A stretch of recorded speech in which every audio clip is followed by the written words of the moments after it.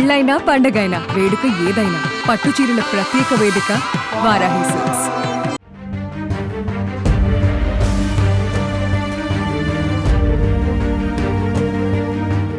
జమ్మూ కాశ్మీర్ పహల్గామ్లో మంచు కొండల మధ్య ప్రకృతి అందాలను చూస్తూ ప్రశాంతంగా ఎంజాయ్ చేస్తున్నారు పర్యాటకులు.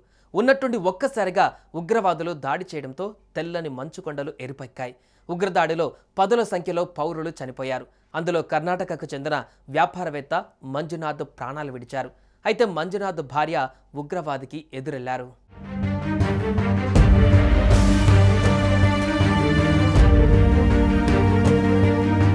కర్ణాటకలోని శివమొగ్గ జిల్లాకు చెందిన వ్యాపారవేత్త మంజునాథ్ సెలవుల్లో మంచు అందాల మధ్య సంతోషంగా గడిపేందుకు తన కుటుంబంతో కలిసి పహల్గామ్కు వెళ్లినట్టు తెలుస్తోంది. మంజునాథ్ భార్య పల్లవి, కుమారుడు అభిజయ్తో కలిసి విహారయాత్రకు వెళ్లారు. అయితే ఉగ్రవాదుల కాల్పులలో మంజునాథ్ ప్రాణాలు కోల్పోయారు. దీంతో కళ్ల ముందే భర్తను కోల్పోయిన పల్లవి తీవ్ర ఆవేదనకు గురయ్యారు. కుమారుడితో కలిసి ఉగ్రవాదికి ఎదురెళ్లి తమను కూడా చంపేయాలని నిలదీశారు.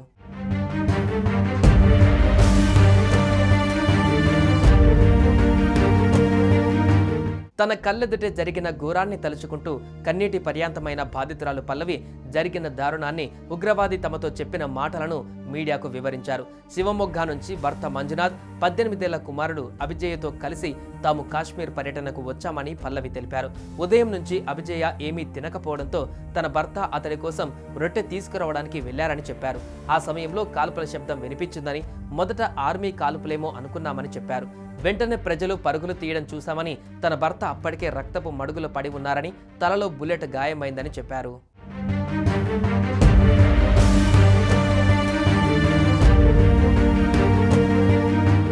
అయితే దాడి తర్వాత తన కుమారుడు అభిజయ్తో కలిసి ఓ ఉగ్రవాదిని ఎదుర్కొన్నామని పల్లవి తెలిపారు. నా భర్తను చంపావు కదా, నన్ను కూడా చంపు అని తాను అన్నానని, కుక్క మా నాన్నను చంపావు, మమ్మల్ని కూడా చంపేయి అని తన కుమారుడు కూడా ఉగ్రవాది పైన ఆగ్రహం వ్యక్తం చేశాడని ఆమె చెప్పారు. అయితే ఆ ఉగ్రవాది మిమ్మల్ని చంపరు, వెళ్లి మోదీకి చెప్పండి అని తమతో అన్నట్లు పల్లవి వెల్లడించారు. 3-4 ఉగ్రవాదులు దాడిలో పాల్గొన్నారని, వారు ఆర్మీ దుస్తువులలో లేరని ఆమె పేర్కొన్నారు. హిందువులను, అందులోనూ మగవారిని లక్ష్యంగా చేసుకుని కాల్పులు జరిపారని ఆమె వివరించారు. మరోవైపు ఉగ్రవాదుల దాడికి ముందు మంజునాథ్, పల్లవి దంపతులు పహల్గామ్లో సంతోషంగా గడుపుతున్న వీడియో ఇప్పుడు సోషల్ మీడియాలో చక్కర్లు కొడుతుంది. అప్పుడు ఆ మంజునాథ్కు తెలియదు తనకి మరణం సమీపిస్తుందని, ఆ భార్యకు కూడా తెలియదు తన భర్తతో సంతోషంగా గడిపే చివరి క్షణాలు ఇవే అని.